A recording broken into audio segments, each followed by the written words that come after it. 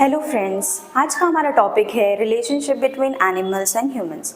आज हम पढ़ेंगे कि ह्यूमंस और एनिमल्स के बीच में बेसिकली क्या रिलेशन होता है, किस तरीके से वो एक दूसरे के ऊपर डिपेंडेंट होते हैं।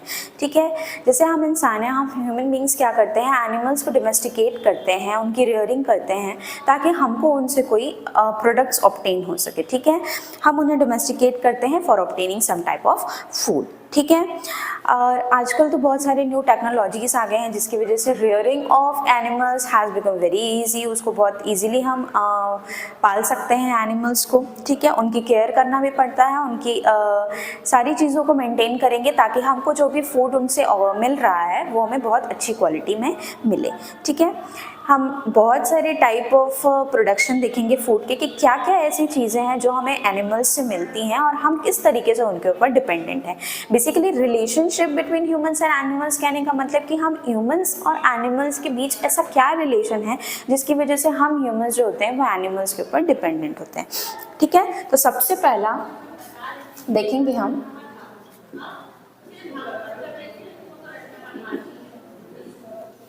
Production of honey and wax. ठीक है, मैं सारा टॉपिक लिख देती हूँ, फिर हम एक एक करके सारे टॉपिक को डील करेंगे। Production of honey and wax यानी कि हनी का प्रोडक्शन और वैक्स का प्रोडक्शन, उसके लिए कैसे हम ह्यूमन बींग्स जो हैं डिपेंडेंट हैं। नेक्स्ट है प्रोडक्शन ऑफ सिल्क। ठीक है, कैसे हम सिल्क के प्रोडक्शन के लिए एनिमल पर डिपेंडेंट हैं। नेक्स्ट है प्रोडक्शन ऑफ लैक। फोर्थ है पिसिकल्चर।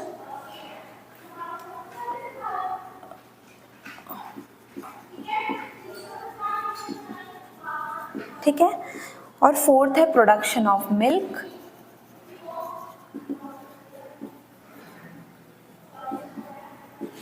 फिफ्थ है production of meat.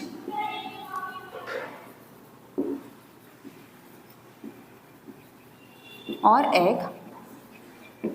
And sixth is production of wool. एक एक करके हम इन सारे टॉपिक्स को डील करेंगे। सबसे पहला टॉपिक है production of honey and wax. Honey and wax के प्रोडक्शन के लिए हम हनी बीज का यूज़ करते हैं। ठीक है, किसका? हनी बीज का। तो हम बोल सकते हैं रेयरिंग ऑफ हनी बीज। रेयरिंग ऑफ हनी बीज for the production of honey and wax, उसको कहते हैं एपीकल्चर। उस प्रोसेस को बोलते हैं एपीकल्चर। ठीक है, एपीकल्चर क्या है, एक बार फिर से बता रही हूँ। एपीकल्चर है रेयरिंग ऑफ हनी बीज for the production of honey and wax. Honey और वैक्स के प्रोडक्शन के लिए हम जो हनी बीज की रेयरिंग कर रहे हैं, उनको पाल रहे हैं, उसको कहते हैं एपीकल्चर। ठीक है, इसी तरीके से production of silk. Production of silk यानी कि सिल्क का प्रोडक्शन। सिल्क बेसिकली क्या है, एक थ्रेड लाइक स्ट्रक्चर होता है, फाइब्रस स्ट्रक्चर होता है। ठीक है, जो सिल्क जिसको हम कहते हैं, और सिल्क जो होता है हमें सिल्क वॉर्म के थ्रू मिलता है। जो सिल्क वॉर्म होते हैं वही क्या करते हैं, सिल्क का प्रोडक्शन करते हैं। तो इसके लिए हम एक वर्ड यूज करेंगे, जैसे हम यहाँ एपीकल्चर यूज करे थे वैसे यहाँ पे हम वर्ड क्या करेंगे प्रोडक्शन ऑफ सिल्क के लिए, सेरीकल्चर।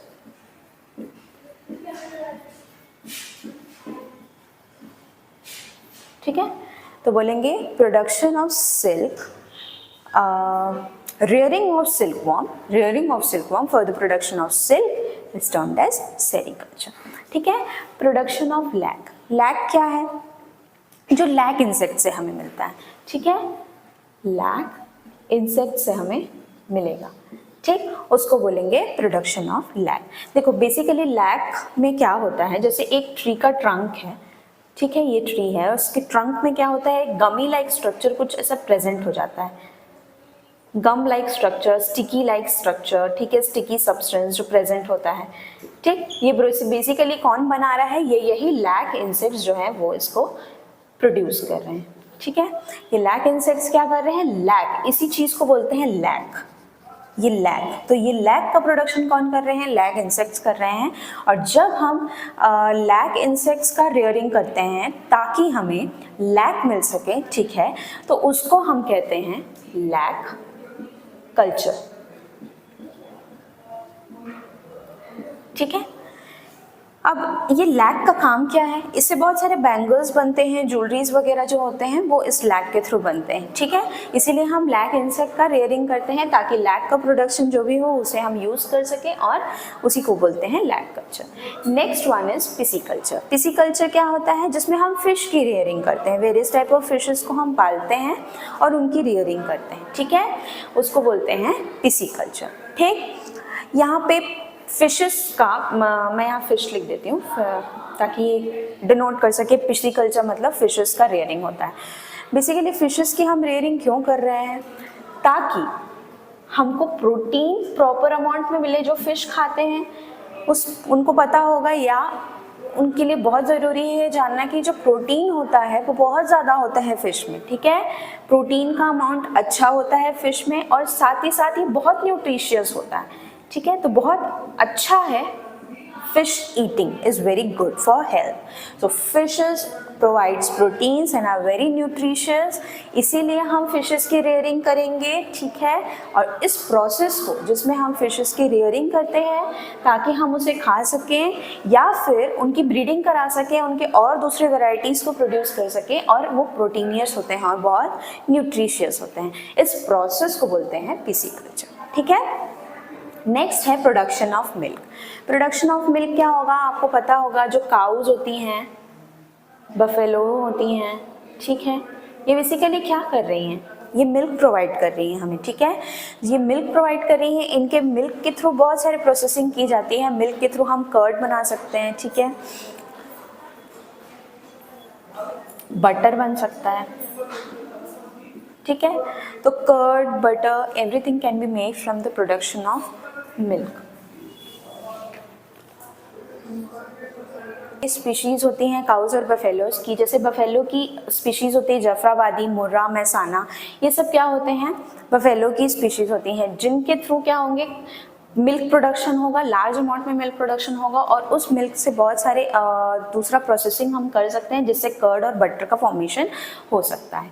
काऊ की भी बहुत सारी वेराइटीज़ होती हैं, जैसे कि इसमें दिया है गिर,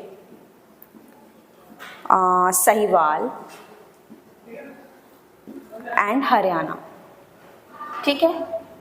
ये सब किसकी वेराइटीज़ हैं, ये सब काउस की वेराइटी है, ठीक है।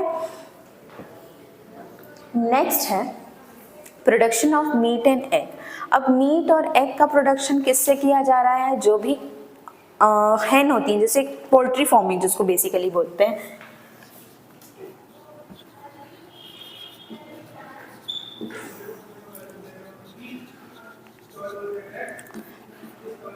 ठीक। पोल्ट्री फार्मिंग क्या होता है, जिसमें हम हैन वगैरह का रेयरिंग कर रहे हैं ताकि हमें क्या मिले, एक प्रॉपर मीट और एग उससे हमें प्रोवाइड हो सके, ठीक है।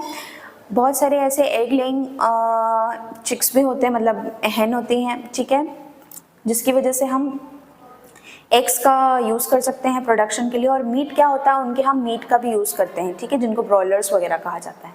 तो production of meat and egg जिस प्रोसेस में किया जाता है उसको पोल्ट्री फार्मिंग बोलते हैं, ठीक है। इसमें बेसिकली चिकन एग का प्रोडक्शन के लिए हम डोमेस्टिकेशन करते हैं, ठीक। उसके बाद है प्रोडक्शन ऑफ वूल। वूल का प्रोडक्शन करेंगे। वूल का प्रोडक्शन किसके लिए करेंगे, वूल का प्रोडक्शन हम करेंगे for making some type of blankets हम उससे बना सकते हैं, हॉर्स के रग्स बना सकते हैं, जो हॉर्स के ऊपर कपड़े हम लगाते हैं उसको बना सकते हैं, कारपेट बनाने का काम भी हम वूल से करते हैं। तो वूल का प्रोडक्शन एक तरीके से इम्पॉर्टेंट है, और ये प्रोडक्शन किसके थ्रू हो रहा है, शीप जो है वो वूल का प्रोडक्शन कर रही है, ठीक है। तो यहाँ पे हम ओवरऑल अगर एक समअप करें इस पूरे टॉपिक का, तो इसमें क्या था, हमने पढ़ा relationship between humans and animals, यानी एक ह्यूमन के बीच में और एनिमल के बीच में क्या रिलेशन होता है, ठीक है, किस तरीके से ह्यूमंस और एनिमल्स एक दूसरे से रिलेटेड होते हैं। तो यहाँ पे बहुत सारा टॉपिक हमने देखा, ठीक है, एटलीस्ट मतलब हमने 6 टॉपिक्स देख लिए, जिसमें फर्स्ट टॉपिक में production of honey and wax. मैं एक बार रिवाइज करा देती हूँ। Production of honey and wax में क्या हो रहा है, हनी बीज जो है एक बहुत अच्छी पॉलिनेटिंग एजेंट भी है, जो बेसिकली पॉलिनेशन में भी हेल्प करेंगी। ताकि रिप्रोडक्शन हो सके प्लांट्स का, ठीक है। तो यहाँ पे क्या होगा, हनी बीज का रेयरिंग करेंगे, ठीक है, डोमेस्टिकेशन करेंगे हनी बीज का, और क्या चीज़ के लिए, हनी और वैक्स के प्रोडक्शन के लिए। इसलिए उस प्रोसेस को जिसमें हम रेयरिंग करते हैं हनी बीज का वैक्स और हनी के प्रोडक्शन के लिए, उसको बोलते हैं एपिकल्चर। हनी जो है एक मेडिसिन की तरह भी यूज़ होता है, हम उसे एक मेडिसिन की तरह यूज़ करते हैं, बहुत हाईली एनर्जेटिक होता है, जैसे कि किसी को कफ वगैरह है, ठीक है, खांसी वगैरह की चीज़ों में होता है, और भी बहुत सारे होम रेमेडीज़ होते हैं जिसमें हम हनी का यूज़ करेंगे क्योंकि वो एक मेडिसिनल प्रॉपर्टी शो करता है, ठीक है। ये हनी और वैक्स, जो हनी हाइव्स, जो बी हाइव्स होती हैं, उसी में से ही हनी का एक्सट्रैक्शन और वैक्स का एक्सट्रैक्शन भी उसी में से ही किया जाता है। नेक्स्ट है production of silk. Production of silk में हमने क्या देखा कि सिल्क वर्म एक इंसेक्ट होता है जिसका हम रेयरिंग करते हैं, उनको हम पालते हैं, ठीक है, क्योंकि वो थ्रेड लाइक स्ट्रक्चर्स प्रोड्यूस करते हैं। देखो इसमें क्या हो रहा है, एक सिल्क वर्म, ठीक है, ये मलबेरी के लीव्स में रहते हैं। कौन से लीफ में रहते हैं, मलबेरी लीफ, ठीक, मलबेरी के लीव्स में रहेंगे और क्या करेंगे, यहाँ पे सर्वाइव करेंगे। मान लो कि यही एक क्या बोलते हैं आपका सिल्क वर्म है, ठीक है। फिर ये क्या करेंगे, ये एक कोकून के अंदर ये क्या करेंगे, बेसिकली लीव्स के एक्सट्रैक्ट लेंगे और यहाँ पे एक थ्रेड लाइक स्ट्रक्चर अपने ओवरऑल बॉडी के अराउंड बना लेते हैं।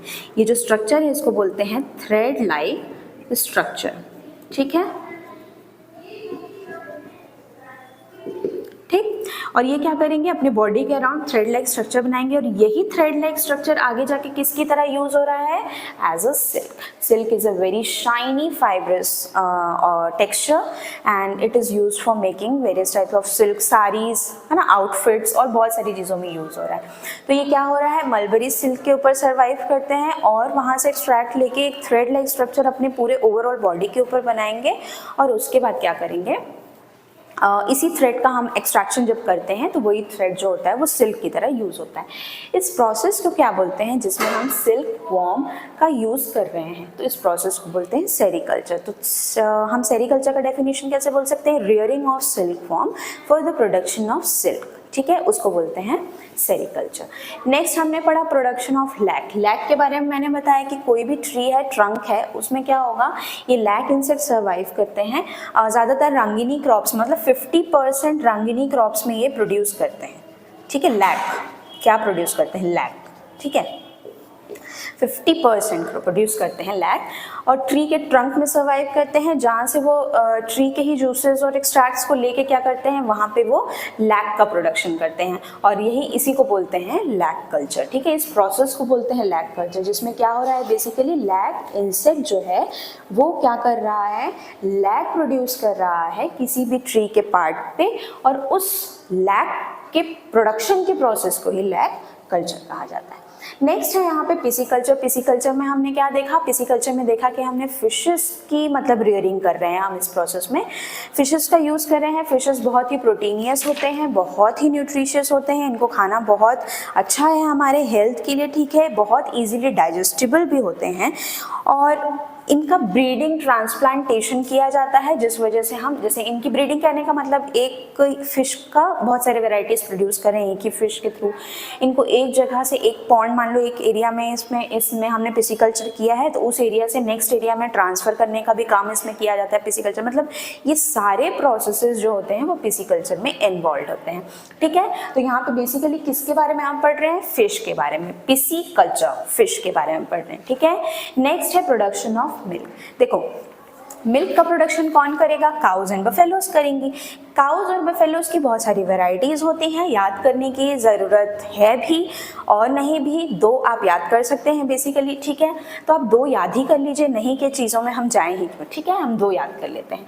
तो बफेलो का क्या है, जफराबादी और मुर्रा, दो याद कर ले, मैसाना भी याद कर सकते हैं। और काउज की दो वेराइटीज़ है, गिर साहिवाल, ये तो आप सुने भी होंगे, साहिवाल के बारे में सुने होंगे, ठीक है। तो ये सब क्या होती हैं, काऊ की वेराइटीज़ होती हैं। इनके जो मिल्क होगा, मिल्क के प्रोडक्शन से हमें क्या मिलेगा, कर्ड हम बना सकते हैं, मतलब उसको आगे प्रोसेसिंग करेंगे हम मिल्क के थ्रू ही, मतलब मिल्क का एक मिल्क कैसे कर्ड बन सकता है, ठीक है, उसका आगे प्रोसेसिंग, उस प्रोसेस जिसके थ्रू की कर्ड का फॉर्मेशन होगा, ठीक है। तो प्रोसेसिंग करेंगे, कर्ड बनेगा, पनीर बन सकता है, बटर बन सकता है, ठीक, ये सब क्या है, मिल्क के ही तो आइटम्स हैं। तो ये सब हमको हेल्प कर रहे हैं ना, कौन हेल्प कर रहा है, मिल्क हमें हेल्प कर रहा है। तो प्रोडक्शन में हेल्प कौन कर रहे हैं, काउज और बफेलोज। तो ये रिलेशनशिप हुए हमारे लिए, ये एक तरीके से बेनिफिशियल हुए, बिकॉज काउज और बफेलोज अगर मिल्क प्रोडक्शन नहीं करेंगे तो हम कहाँ से कर्ड और कहाँ से बटर का प्रोडक्शन करेंगे। और जब कर्ड और बटर का प्रोडक्शन नहीं होगा तो जो दुकानों में कर्ड और बटर मिल रहे हैं, जिसे आप मस्त चस्का लेके खाते हैं, उसको क्या करेंगे, वो हमें मिलेगा ही नहीं, ठीक है। नेक्स्ट है production of meat and egg. Meat और एग में क्या है, poultry farming. Poultry farming basically हम पढ़ते हैं, इसमें हम डोमेस्टिकेशन करते हैं, जिसकी वजह से हमें मीट और एग का प्रोडक्शन होता है, हम उसे कंज्यूम करेंगे, ठीक है।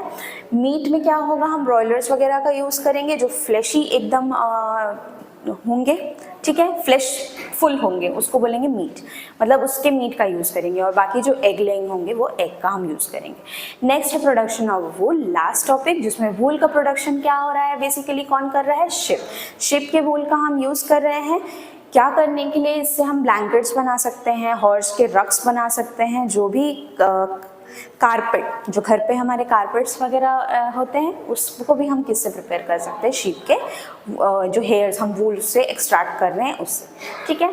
तो यहाँ पे हमने इस टॉपिक में देख रहा है relationship between humans and animals, और भी बहुत सारे मतलब हमें बहुत सारी और भी यूजेस होती हैं एनिमल्स की, और भी बहुत सारे हमें चीज़ें मिल सकती हैं एनिमल्स से, ठीक है। कुछ और भी यूजेस होते हैं एनिमल्स के। तो बेसिक यूजेस जो हैं उसको हमने डिस्कस कर लिया, ये कुछ 6 यूजेस होती हैं एनिमल्स की, ठीक है। ये बहुत इजी टॉपिक है, बहुत बेसिक टॉपिक है। अगर आप लोगों को ये सारी चीज़ें समझ गई होंगी, आई होप आप लोगों को समझ में आ गया होगा। अगर आप लोगों को ये वीडियो अच्छा लगा तो प्लीज़ लाइक करें, सब्सक्राइब करें और शेयर करें। Thank you.